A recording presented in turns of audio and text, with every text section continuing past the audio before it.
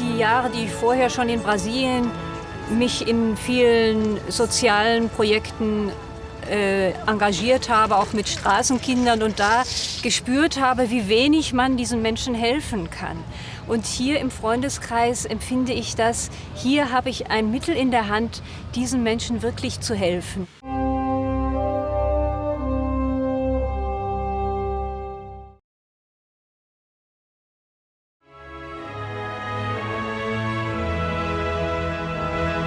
Wir haben ja in Brasilien auch schon Gemeinschaften bei einem Indianerstamm. Und auch dort geschehen die Heilungen und man sieht, die Leute brauchen nicht mal lesen und schreiben zu können. Sie brauchen nicht in die Schule gegangen zu sein oder so. Es geht um das Wesentliche, das Grundlegende des Lebens überall. Und das ist so schön, da mithelfen zu können, dass die Leute das wieder finden. Die Lehre Bruno Grönings ist so einfach und so simpel, dass wir eigentlich die ganze Philosophie des Lebens, die Philosophie der Medizin, als Mediziner selbst, in ganz einfache Sätze erzählen können. Und dass die Menschen in Südamerika auch Recht haben, die Möglichkeit, diese Lehre zu erkennen. Seit Mitte der 90er Jahre gibt es in Süd- und Mittelamerika Bruno Gröning-Freunde. Am Anfang ist auch hier wie in vielen anderen Ländern die Sprache Esperanto ein wichtiges Hilfsmittel. Der allererste war eigentlich der Herr Hümmet, der Alex Hümmet aus Belgien. Der ist auch Spanier eigentlich, also er spricht Muttersprache, ist eigentlich Spanisch für ihn. Und er ist damals von sich aus, also nicht im Auftrag des Freundeskreises, sondern ganz von sich aus nach Kuba geflogen auf einen Esperanto-Kongress. War ein regionaler Esperanto-Kongress und da war er und hat die ersten Kontakte jetzt dort geknüpft in Kuba. Er ist dann zurückgekommen mit einigen Adressen und dann standen wir da und ja, wie geht's jetzt weiter? Und dann hat die Frau Häusler damals den Robert Freigassner und den Detlef Meyer 2 Monate später nach Kuba geschickt. Und jetzt haben sie die Freunde besucht und haben die ersten Gemeinschaften dort gegründet. Und das war wie ein kleines Abenteuer für mich damals, weil die Autos, es ist alles ganz anders, als ich es von Österreich kenne oder von anderen europäischen Ländern. Und wir waren ja keine Touristen in dem Sinne. Wir sind ja nicht an den Strand gefahren und wir sind direkt zu den Leuten hin und haben gesehen, wie die leben und auch unter welch schwierigen Umständen die teilweise leben müssen. Eine Frau, an die ich mich heute noch gut erinnern kann, weil die haben sie praktisch hereingetragen und hingelegt. Die war nur noch ein Gerippe mit Haut. Also die war so abgemagert und auch dort haben wir nicht nach der Krankheit gefragt, sondern einfach nur von der Gesundheit berichtet, die andere erlebt haben.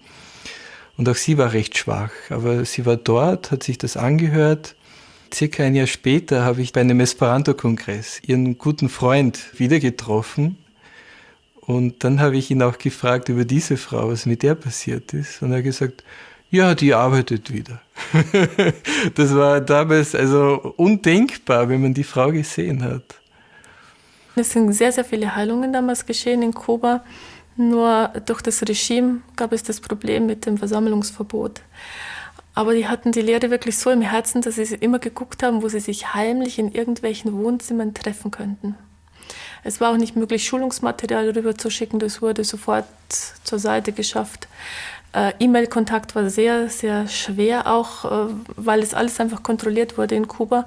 Und so hat man dann immer geguckt, dass ab und zu einfach jemand einmal nach Kuba fliegt und dort betreut.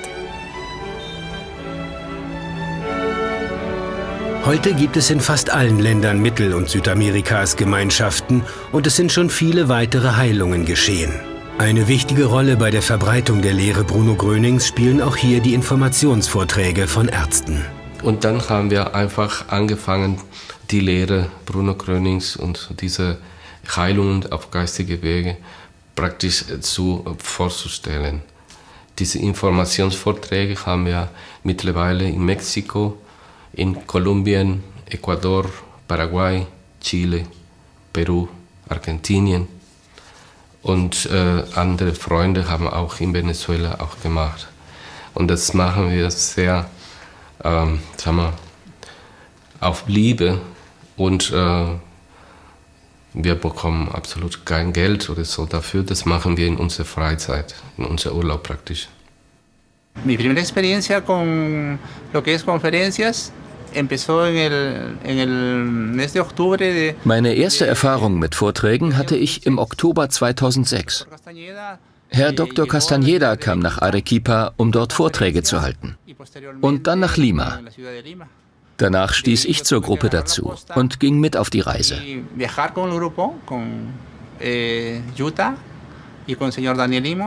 Wir fuhren nach Santiago, wo ich meine erste richtige Erfahrung machen durfte. Es war sehr interessant, obwohl ich ein wenig nervös war. Aber mit der Hilfe von Bruno Gröning klappte alles gut. Dort habe ich sehr viel Kraft bekommen und ab da ging alles wunderbar. Wir reisten nach Argentinien, Paraguay und alles war gut. Die Vorträge waren sehr schön. Es kamen viele neue Freunde dazu.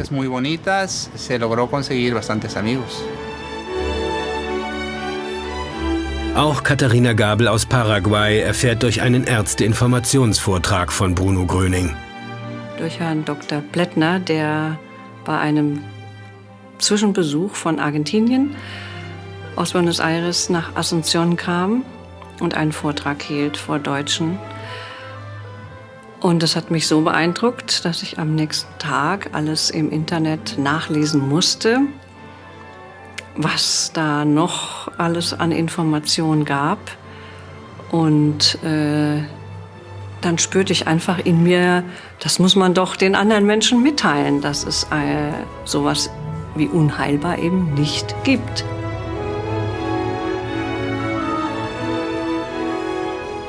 Katharina Gabel betreut im Freundeskreis mittlerweile den gesamten spanischsprachigen Bereich Mittel- und Südamerikas. In Lima trifft sie sich mit der Leiterin des portugiesischsprachigen Brasilien, Gerda Nickelmeier, und tauscht sich mit ihr aus. Die Jahre, die ich vorher schon in Brasilien mich in vielen sozialen Projekten engagiert habe, auch mit Straßenkindern, und da gespürt habe, wie wenig man diesen Menschen helfen kann. Und hier im Freundeskreis empfinde ich das, hier habe ich ein Mittel in der Hand, diesen Menschen wirklich zu helfen. Bueno, pues desde 1997 padecí. Seit 1997 litt ich an Bandscheibenvorfällen. Die Schmerzen waren schrecklich, fürchterlich. Ich habe verschiedene Therapien gemacht, nicht nur in Kliniken, Krankenhäusern, Druckkammer, Thermalbäder, Akupunktur, Heilpraktiker, Heiler. Ich ging zu allem hin, was die Leute mir empfahlen.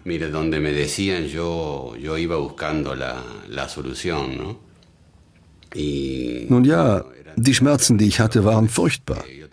Ich brauchte ständig Schmerzmittel. Wenn ich einen dieser schrecklichen Schmerzanfälle hatte, mussten die Ärzte mir Neurobion zusammen mit Voltaren geben. Also nicht entweder das eine oder das andere, sondern beide gleichzeitig. Der Pfleger, der manchmal kam und mir 4 oder 5 Tage lang Spritzen gab, sogar der Pfleger wollte mir keine höhere Dosis geben, weil er fürchtete, dass ich Organschäden davontragen könnte. So stark waren die Medikamente. Wenn diese Schmerzen kamen, musste ich ihm beim Hinsetzen helfen. Es war eine sehr schwierige Situation für die Familie. Aber wir suchten Hilfe. Ärzte, Heiler, Therapeuten und alles. Alle haben gesagt, dass er praktisch unheilbar sei.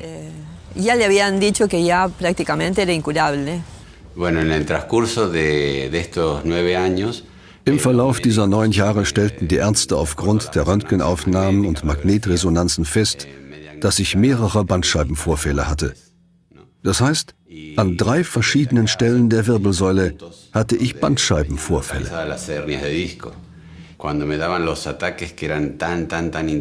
Als die Anfälle kamen, waren sie so stark, dass ich mich krümmte, dass ich tagelang nur in gebückter Haltung bleiben konnte, weil es so weh tat.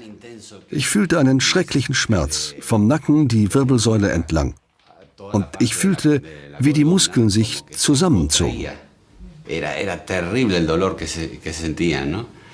Es geht um eine Mehretage Wirbelsäuleveränderung in den Bereichen L2 bis S1, das heißt im Lendenbereich bis zum Steißbein. Diese Veränderungen sind eindeutig mit Verengung der sogenannten Foramina, sogenannte Stenosis foraminal, die Ursache oder die Schmerzen, ganz schwierige Schmerzen verursachen. Im Jahre 2003 ging ich nach San Borja und erfuhr von Bruno Gröning und der Heilung auf geistigem Weg. Er war auf Reisen und als er zurück war, habe ich es ihm erzählt. Und er antwortete, dass ich ihn nicht mit so etwas belästigen solle. Ich sagte ihr, nein, komm mir nicht mit so komischen Sachen. Ich dachte, dass eine Heilung auf geistigem Wege unmöglich sei. Für mich war das in diesem Moment völlig absurd. Nein, ich hörte nicht auf sie und sagte ihr, kommt mir nicht mit sowas. Ich glaubte blind an die Ärzte und die Schulmedizin. Das war im Juni 2003. Ich litt weiter bis Ende 2003, das ganze Jahr 2004 und im Jahr 2005 kam ein Tag, da konnte ich die Schmerzen nicht mehr ertragen.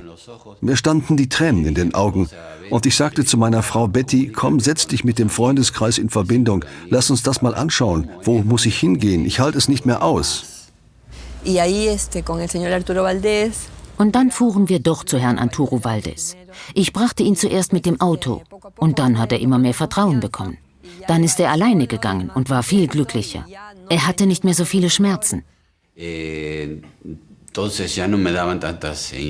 Daraufhin bekam ich weniger Spritzen. Und eines Tages nahm ich gar keine Tabletten mehr, bekam auch keine Spritzen mehr. Und das Korsett, das ich täglich trug, ich legte es mir morgens an und abends wieder ab. Also eines Tages sagte ich mir, jetzt werde ich es heute mal weglassen. Mal sehen, was passiert. Und auf einmal brauchte ich kein Korsett mehr und auch keine Spritzen oder Tabletten.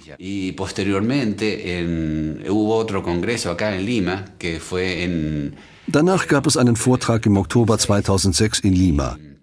Und einige Tage vorher erhielt ich die Röntgenaufnahmen. Der Arzt hat sie angeschaut und mit den vorhergehenden verglichen und konnte es nicht glauben. Er schaute sich die Aufnahme nochmals an und sagte, Freund, du bist geheilt. Das ist unglaublich. Einige Tage später lernte ich Dr. Jorge Castañeda kennen und er sagte das Gleiche. Er war erstaunt über dieses Wunder, das Gott in meinem Körper getan hatte. Die Heilung von Herrn Cabeza, den ich übrigens auch persönlich kenne, ist für mich faszinierend, dass jemand nach so vielen Jahren Schmerzen praktisch in eine sehr schnelle Zeit, dass die Beschwerden verschwinden sind, ist faszinierend und medizinisch nicht zu erklären.